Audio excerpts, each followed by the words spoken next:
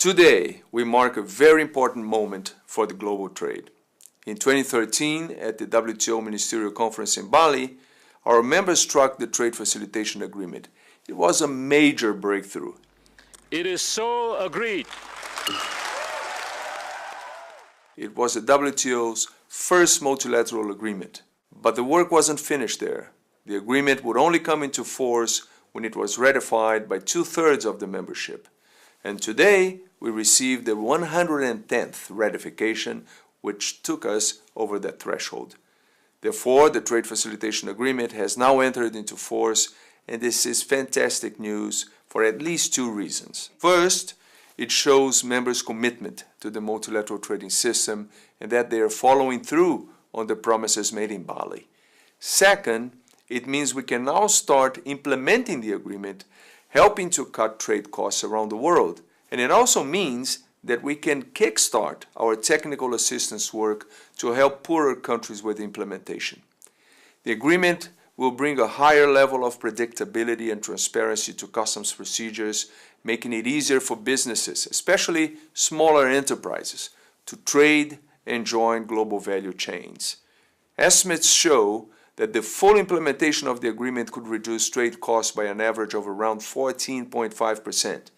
This would boost global trade by up to $1 trillion each year, with the biggest gains being felt in the poorest countries.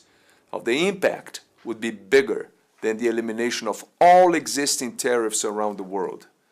I urge those members who haven't yet ratified to do so as soon as possible so that they can also benefit from those provisions of the agreement. The agreement also broke new ground in the way that it was designed. It provides developing and least developed countries with the flexibility to tailor the implementation of their commitments according to their specific needs and their level of development. And it provides for practical assistance for those countries to undertake the reforms. I launched the Trade Facilitation Agreement facility at the WTO to bolster this work. The facility is already working to connect donors and beneficiaries to help provide support for implementation. And with today's news on the agreement entering into force, this work becomes even more important.